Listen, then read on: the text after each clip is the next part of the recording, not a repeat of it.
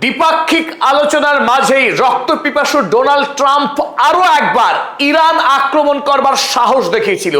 আর এই বন্দর আব্বাসে আক্রমণ করতে এসে মার্কিন বায়ুসেনারা বড়সড় চ্যালেঞ্জের মুখে পড়ল ইরানের মাটিতে।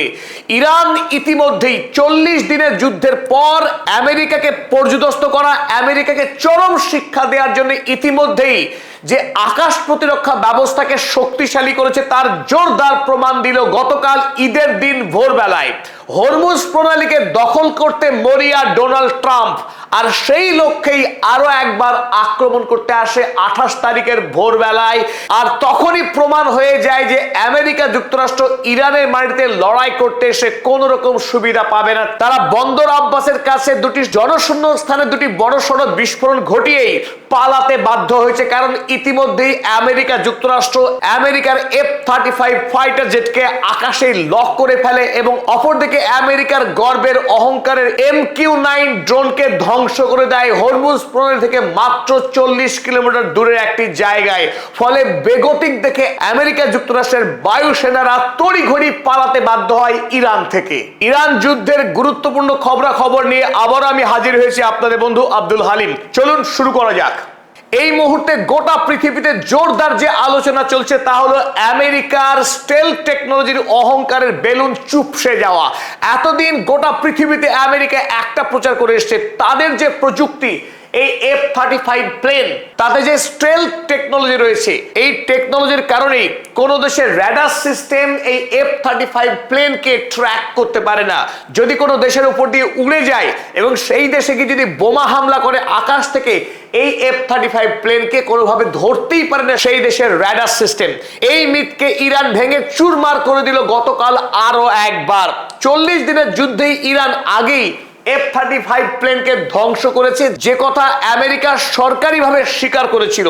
আর সেক্ষেত্রে অনেকেই ভেবেছিল ইরান F-35 প্লেনকে ধ্বংস করেছে সেটা ছিল একটা ফ্লুক, অর্থাৎ বাই চান্স ঘটে যাওয়া একটা ঘটনা। কিন্তু গতকাল ইরান আরো একবার প্রমাণ করলো আমেরিকার এই F-35 ফাইটার জেটকে তারা আকাশেই ধ্বংস করার ক্ষমতা রাখে। আপনারা এই মুহূর্তে স্ক্রিনে যে ছবি দেখছেন, হলুদ চতুর্ভুজের ভিতরে আপনারা যে সাদা একটি বিন্দু দেখতে পাচ্ছেন, এই বিন্দুটাই হলো F-35 ফাইটার জেট। এই ফাইটার জেটকে শনাক্ত করে ইরানের বাভা 373 এয়ার ডিফেন্স সিস্টেম, যে কথা অধিকাংশই বিশ্লেষক দাবি করেছেন। ইরানের তৈরি আকাশ প্রতিরক্ষা ব্যবস্থা আমেরিকার এই F-35 ফাইটার জেট যখন হরমুজ প্রণালী এলাকায় আক্রমণ করতে আসে তাকে লক করে ফেলে ইরান, অর্থাৎ one click away from distraction.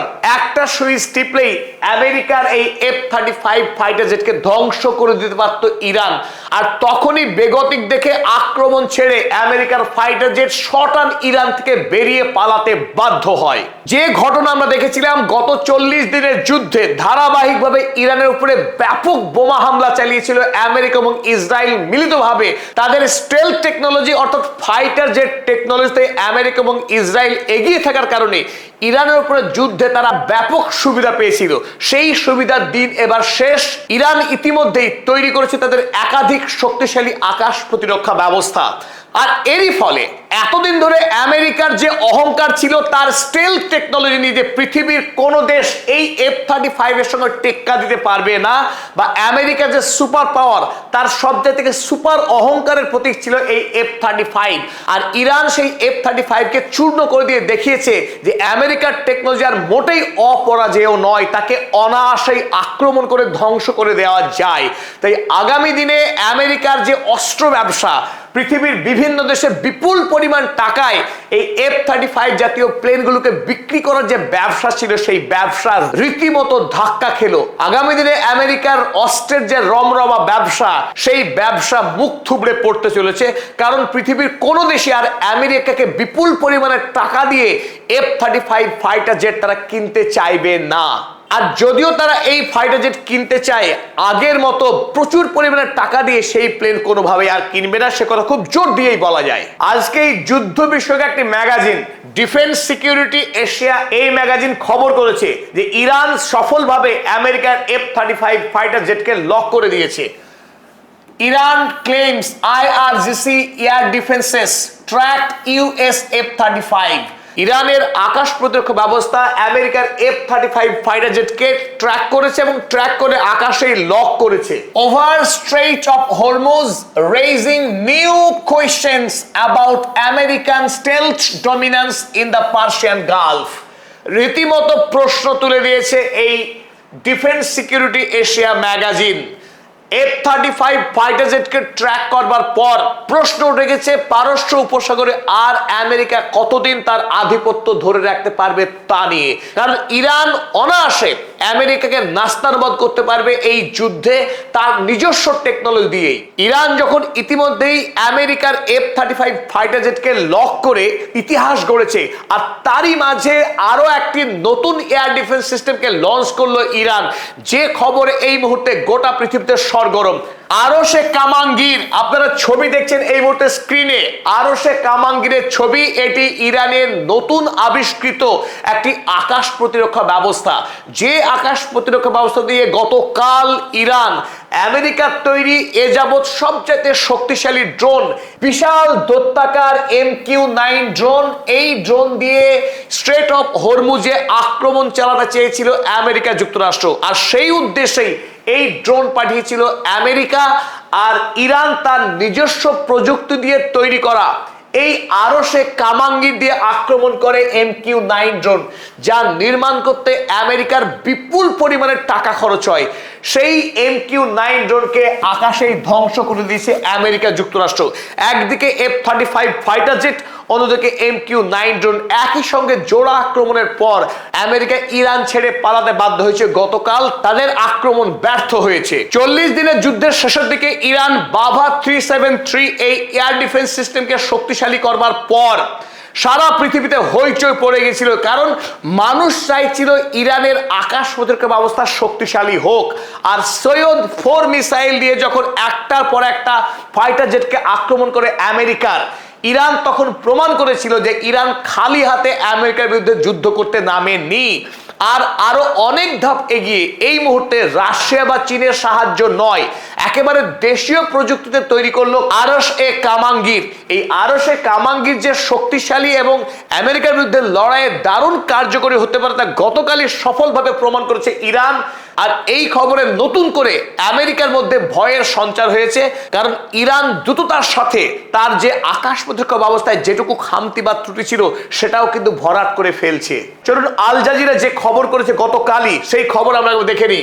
Iran says it has a new air defence system. এই নতুন আকাশ প্রতিরক্ষা ব্যবস্থা নিশ্চিতভাবেই ইরানের জন্য তুরুপের তাস হতে চলেছে। আমেরিকা যুক্তরাষ্ট্র এবং ইরান তারা যে দ্বিপাক্ষিক চুক্তি করবার অনেকখানি কাছাকাছি পৌঁছে গিয়েছিল, যে চুক্তি হতে বাধা দিয়েছে বেঞ্জামিন নেতানিয়াহু, পৃথিবীর ইতিহাস সবচেয়ে ঘৃণ্য যুদ্ধ অপরাধী, সেই যুদ্ধ অপরাধীকেও শিক্ষা দেওয়ার জন্য ইরানের জন্য এই আকাশ প্রতিরক্ষা ব্যবস্থা অত্যন্ত জরুরি। কারণ ইসরায়েল এবং আমেরিকা তাদের যুদ্ধের একটাই রাস্তা, আকাশ পথে এসে বোমা হামলা চালানো। আর সেই হামলাকে প্রতিরোধ করতে গেলে ইরানের জন্য বাভা 373 এবং আরশে কামাঙ্গির এরা সমান উপযোগী হবে এবং ইরানকে প্রতিরক্ষার ক্ষেত্রে এরা কার্যকরী ভূমিকা পালন করবে। ইরান আমেরিকার বিরুদ্ধে লড়াইয়ে না কোনোদিন আত্মসমর্পণ করেছে না আত্মসমর্পণ করবে, তা আরো একবার দেখিয়ে দিল। গতকাল বন্দর আব্বাসে যখন আমেরিকা আক্রমণ করেছে, সেই আক্রমণকে সফলভাবে প্রতিহত তো করেইছে, বরং তারপরে ইমিডিয়েট আমেরিকার উপরে পাল্টা আক্রমণ করে দেখেছে ইরান মোটেই আমেরিকাকে কোনোভাবেই ভয় পায় না। তার উপরে যতই চাপ প্রয়োগ করা হোক ইরান নতি স্বীকার করবে না। গতকালই বন্দর আব্বাসে হামলার পরেই কুয়েতের মার্কিন সেনা ছাউনির উপরে আক্রমণ করে ইরান। ইরানের পক্ষে দাবি করা হয়েছে এই আক্রমণের কথা ঠিক অপরূপভাবে আমেরিকার যে সেন্টকম মিডল ইস্টে, সেই সেন্টকম তিনিও স্বীকার করেছেন যে ইরান পাল্টা হামলা করেছে মার্কিন সেনা ছাউনিতে। তবে ইরানের পাল্টা হামলাতে আমেরিকার সেনা ছাউনিতে বিশেষ ক্ষয়ক্ষতির খবর নেই, ঠিক যেভাবে ইরানের বন্দর আব্বাসে কোনো রকম ক্ষয়ক্ষতির খবর পাওয়া যায়নি। বিবিসি তারা খবরে করে জানিয়েছে, Iran says it targeted American base after fresh US strikes. ইরানের বন্দর আব্বাসে আক্রমণের পর ইরান কুয়েতের মার্কিন সেনা ছাউনিতে আক্রমণ করে বদলা নিয়েছে। তবে কুয়েতের কোন মার্কিন সেনা ছাউনিতে আক্রমণ করছে ইরান সেই খবর এখনো পর্যন্ত বাইরে প্রকাশ হয়নি।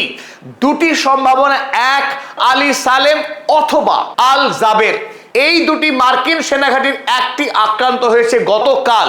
দুই দেশের কূটনৈতিক আলোচনা এবং যুদ্ধবিরতির মাঝেই দুই দেশের সমানে চেষ্টা চালিয়ে যাচ্ছে শত্রুপক্ষকে চাপ দিয়ে আক্রমণ করে চুক্তিতে বেশি সুযোগ লাভ করবার। এই যুদ্ধে ইরান 1 ইঞ্চি মাটি আমেরিকাকে ছাড়তে প্রস্তুত নয়, তারই প্রমাণ আমরা দেখলাম গতকালের এই দুই ঘটনার মাধ্যমে। সকল দর্শক মণ্ডলীকে অসংখ্য ধন্যবাদ আমাদের সঙ্গে থাকবার জন্য। যারা পদাতিক চ্যানেল এখনো পর্যন্ত সাবস্ক্রাইব করেন তাদেরকে আমাদের চ্যানেল সাবস্ক্রাইব করবার আহ্বান জানিয়ে এই সংবাদ শেষ করলাম।